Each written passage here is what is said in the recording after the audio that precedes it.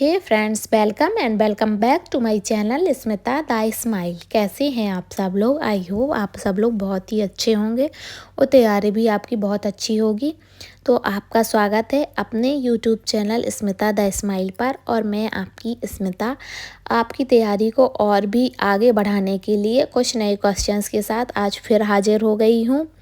तो आपका जो टॉपिक है पोषण एवं स्वास्थ्य, उसमें गर्भावस्था से रिलेटेड टॉपिक जो हैं, गर्भावस्था में क्या क्या जोखिम होते हैं उनकी सीरीज़ आज मैं लेकर आई हूँ आप लोगों के सामने। और इसमें कुछ PYQ भी हैं और कुछ न्यू क्वेश्चंस भी हैं।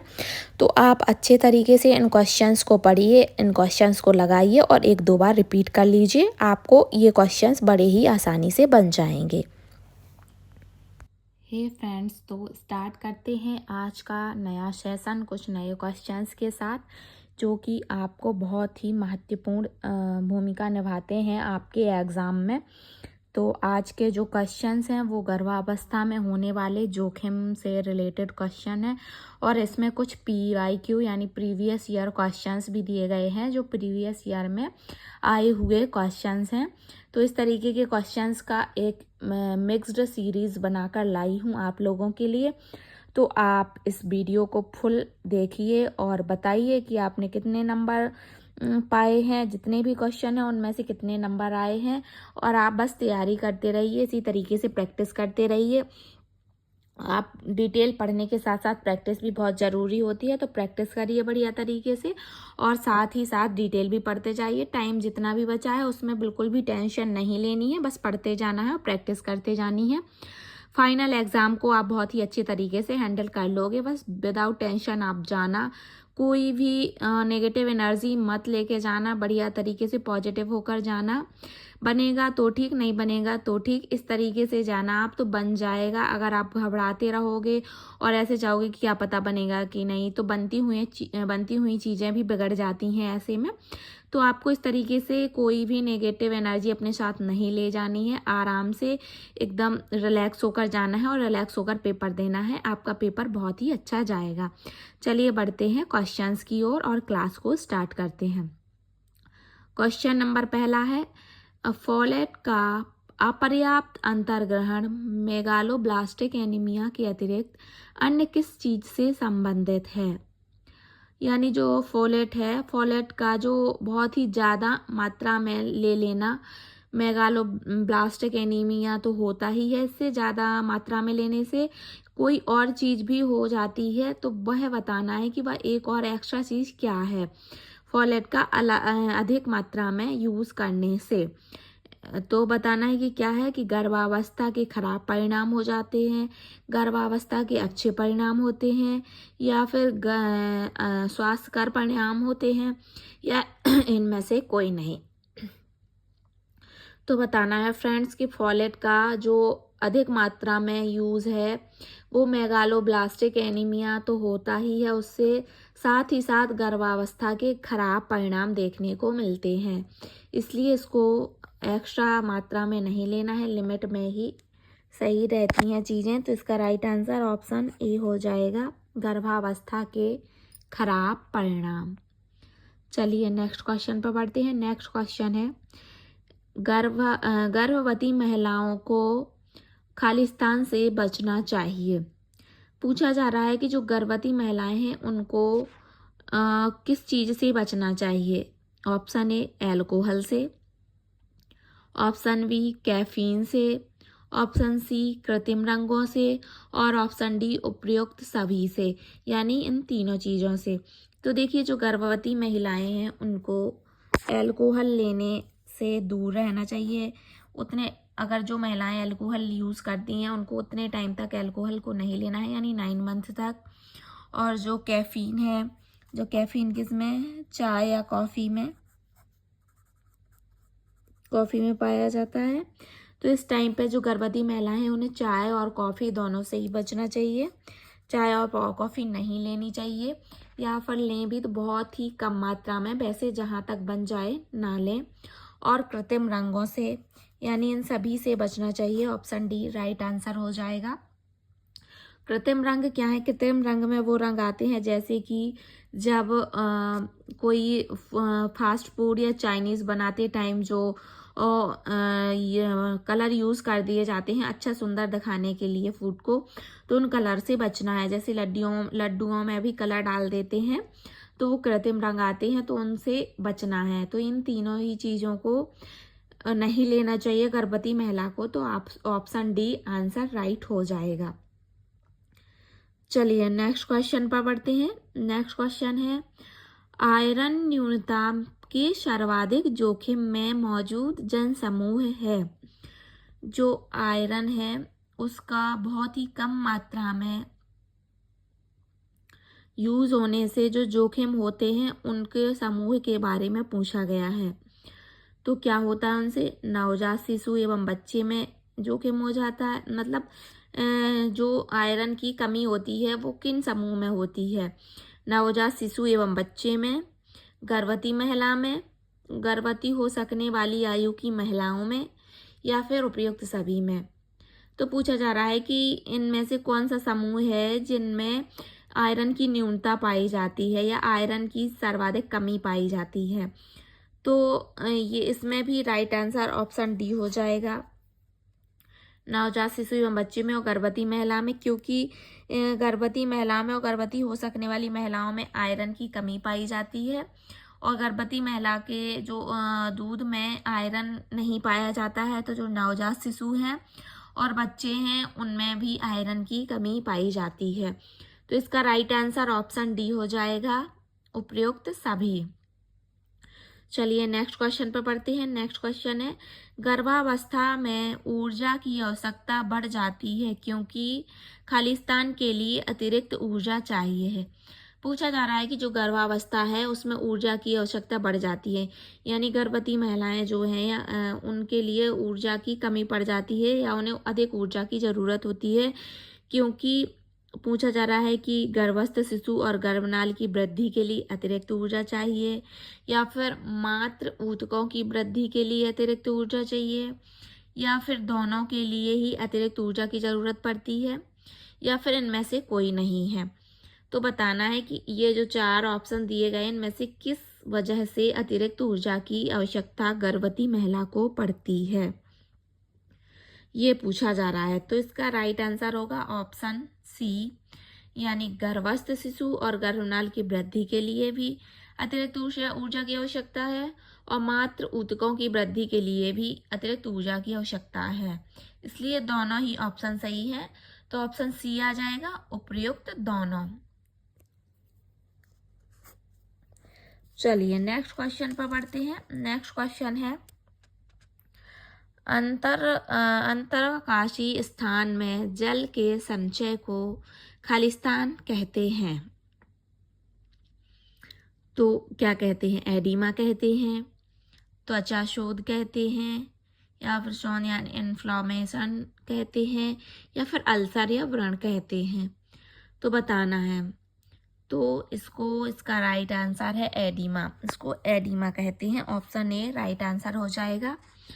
ये क्या चीज़ होती है? ये जो ब्लड है, ब्लड में जब जल की कमी हो जाती है और जब जल नसों से बाहर आने लगता है तो जगह जगह पर एक सूजन सी दिखाई देती है, जिसको दबाने पर वहाँ पर होल सा बन जाता है। तो इस तरीके की सूजन को ही एडिमा कहा जाता है। तो इसका राइट आंसर ऑप्शन ए हो जाएगा, एडिमा। चलिए नेक्स्ट क्वेश्चन पर बढ़ते हैं। नेक्स्ट क्वेश्चन है, जन्म के समय कम भार न केवल उच्च नवजात मृत्यु दर से बल्कि सभी से संबंधित है। यानी पूछा जन्म के समय जब कम भार होता है नवजात का, जन्म के समय जब नवजात का कम भार होता है तो या तो नवजात की मृत्यु दर से और किसी और से भी संबंधित है। तो किसी और से किससे संबंधित है ये बताना है। दीर्घकालिक स्वास्थ्य दुष्परिणामों से संबंधित है, प्रतिरक्षा शक्ति के घटने से संबंधित है, या फिर पोषक तत्वों की कमी से संबंधित है, या फिर उपर्युक्त सभी से संबंधित है। तो जब जन्म के समय कम भार होता है तो वह नवजात की मृत्यु दर से भी संबंधित है और दीर्घकालिक स्वास्थ्य दुष्परिणाम भी हो सकते हैं उससे, और प्रतिरक्षा शक्ति के घटने से भी है, और पोषक तत्वों की कमी भी हो सकती है। यानी ये सभी ऑप्शन सही हो जाएंगे। तो ऑप्शन डी जो कि राइट आंसर होगा, उपर्युक्त सभी। तो इसका राइट आंसर हो जाएगा कि जन्म के समय कम भार होने से ये सभी समस्याओं का सामना करना पड़ सकता है। तो राइट आंसर ऑप्शन डी हो जाएगा, उपर्युक्त सभी। चलिए नेक्स्ट क्वेश्चन पर बढ़ते हैं। नेक्स्ट क्वेश्चन है, सामान्य गर्भावस्था के दौरान किन रोगों के लिए नियमित जांच की जाती है? जब गर्भावस्था होती है तो जब नॉर्मल गर्भावस्था के टाइम पर किन चीज़ों की जांच की जाती है पूछा जा रहा है। एड्स की, हेपेटाइटिस बी की, डाउन सिंड्रोम की, या फिर उपर्युक्त सभी की। तो जब नॉर्मल डिलीवरी के टाइम पर, डिलीवरी नहीं, गर्भावस्था में ही जो गर्भस्थ महिलाएं हैं उनमें इन सभी चीज़ों की जांच की जाती है। तो ऑप्शन डी राइट आंसर हो जाएगा। गर्भस्थ महिला की में एड्स की भी जांच की जाती है और हेपेटाइटिस बी की भी जांच की जाती है और डाउन सिंड्रोम की भी जांच की जाती है।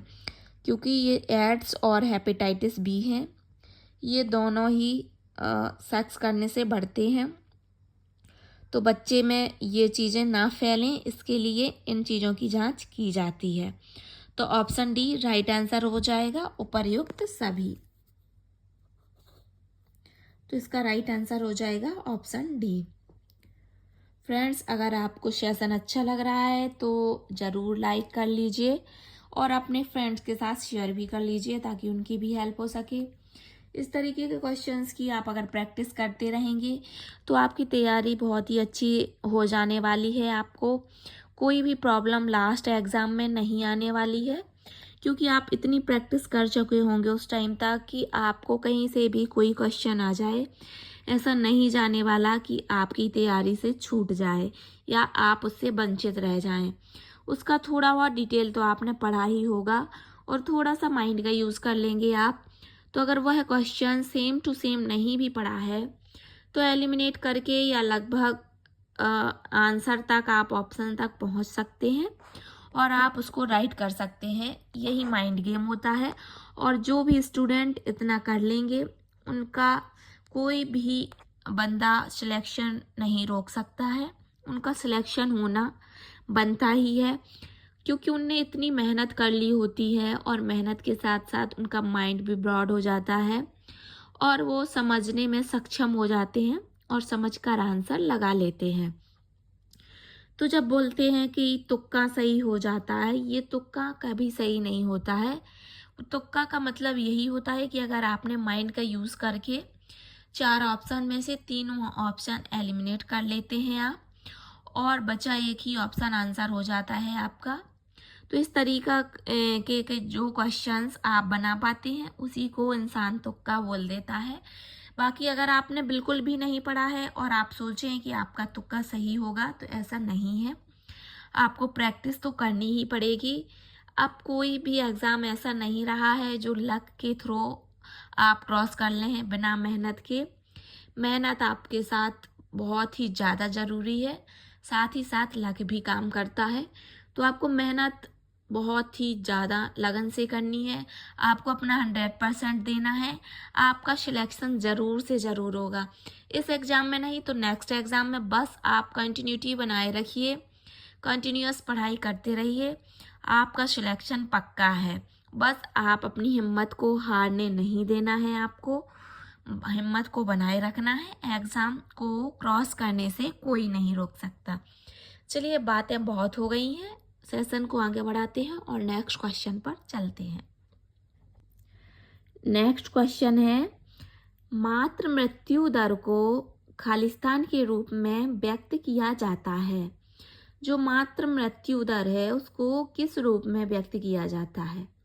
ऑप्शन ए, प्रति 100 गर्भावस्थाओं पर गर्भवती महिलाओं की मृत्यु की संख्या, प्रति 1000 गर्भावस्थाओं पर गर्भवती महिलाओं की मृत्यु की संख्या, प्रति 10,000 गर्भावस्थाओं पर गर्भवती महिलाओं की मृत्यु की संख्या, या फिर प्रति 1 लाख गर्भावस्थाओं पर गर्भवती महिलाओं की मृत्यु की संख्या। फ्रेंड्स, यहाँ पर जो चीज़ें आएंगी वो सेम टू सेम यहाँ से यहाँ तक की चीज़ें आएंगी। तो मैंने बार बार लिखने से बचत कर ली है और इस तरीके से ऑप्शंस लिख दिए हैं। आई होप आपको बहुत अच्छे से समझ में आ गए होंगे। तो यहाँ पे जो पूछा जा रहा है सिर्फ इतना डिफरेंस था कि प्रति 1000 गर्भावस्थाओं, प्रति 100, प्रति 1000, प्रति 10,000 और प्रति 1 लाख। तो इसका मतलब ये है, इसका राइट आंसर पहले बता देते हैं। इसका राइट आंसर ऑप्शन डी हो जाएगा। प्रति 1 लाख गर्भावस्थाओं पर गर्भवती महिलाओं की मृत्यु की संख्या। यानी इसका मतलब ये होगा कि अगर 1 लाख गर्भवती महिलाएं हैं तो उन 1 लाख में से कितनी गर्भवती महिलाओं की मृत्यु हो गई है, उनकी संख्या को मात्र मृत्यु दर के रूप में व्यक्त करते हैं। तो इनको प्रति 1 लाख के अंडर काउंट करते हैं। ठीक है, तो इसका राइट आंसर ऑप्शन डी हो जाएगा। अच्छे से आपको समझ में आ गया होगा। अगर नहीं आया है तो कमेंट करके बताना, मैं फिर से बताने की कोशिश करूंगी। चलिए नेक्स्ट क्वेश्चन पे बढ़ते हैं। नेक्स्ट क्वेश्चन है, कई महिलाओं को थोड़ी उबकाई या उल्टियां या फिर मॉर्निंग सिकनेस होती है, जो विशेष रूप से खालिस्तान के दौरान होती है। कई महिलाएं यानी जो गर्भवती महिलाएं हैं उनकी बात हो रही है। यहाँ पे सारे क्वेश्चंस गर्भावस्था से ही लिए गए हैं। तो यहाँ पर गर्भवती महिला के बारे में पूछा जा रहा है कि कई महिलाओं को थोड़ी थोड़ी उल्टी आती है या फिर मॉर्निंग सिकनेस होती है, उसी को बोलते हैं। तो वो लगभग कितने पीरियड तक होती है, ये पूछा जा रहा है। यानी सबके लिए डिफरेंट पीरियड रहता है। वहाँ की एक नॉर्मल पीरियड पूछा जा रहा है, विशेष पीरियड। तो ऑप्शन ए है गर्भावस्था के पहले महीने में, ऑप्शन बी गर्भावस्था के 1 से 3 महीने में, ऑप्शन सी गर्भावस्था के 4 से 6 महीने में, और ऑप्शन डी गर्भावस्था के 6 से 9 महीने में। तो बताना है कि जो गर्भवती महिलाएं हैं सामान्य रूप से उनको कब मॉर्निंग सिकनेस होती है। तो जो सामान्य गर्भवती महिलाएं हैं उनके लिए राइट आंसर होगा ऑप्शन बी, गर्भावस्था के 1 से 3 महीने में उल्टियां ज़्यादा देखने को मिलती हैं, मॉर्निंग सिकनेस ज़्यादा देखने को मिलती है। वहाँ की किसी महिला को ऑल टाइम यानी 9 मंथ तक ही ये प्रॉब्लम का सामना करना पड़ता है, और कोई गर्भवती महिला ऐसी है कि जिनको इन समस्या का सामना नहीं भी करना पड़ता है। तो सबके साथ अलग अलग सिचुएशन होती है, बट एक जनरल सिचुएशन ये है कि जो उल्टियां हैं या मॉर्निंग सिकनेस है वो 1 से 3 मंथ के बीच में ही होती है। चलिए नेक्स्ट क्वेश्चन पे बढ़ते हैं। नेक्स्ट क्वेश्चन है, गर्भवती महिला के आहार में इनमें से किसे शामिल नहीं किया जा सकता है। तो गर्भवती महिला के आहार में पूछा जा रहा है कि किसको शामिल नहीं करना चाहिए। गर्भवती महिला को जो भी पीना है, उसका खाने पीने में बहुत ही ध्यान रखना चाहिए, बहुत ही संभल कर उसको खाना पीना चाहिए, और उसके खाने पीने पर ध्यान देने की बहुत ज़रूरत होती है। और कौन कौन सी, खासकर उन चीज़ों का ध्यान जरूर रखना होता है जो कि खाने को नहीं दी जानी चाहिए। तो यहाँ पर नेगेटिव वर्ड है, नेगेटिव वर्ड को पहले ही मार्क कर लेना है। मैं पहले भी बता चुकी हूँ, नहीं तो ये बहुत ही प्रॉब्लम क्रिएट करता है, तो इसको पहले ही हाईलाइट कर लेना है। अब नेगेटिव से लगभग नेगेटिव ऑप्शंस ही इसका आंसर रहता है, तो देखते ही पता लग गया होगा आपको इस क्वेश्चन का आंसर।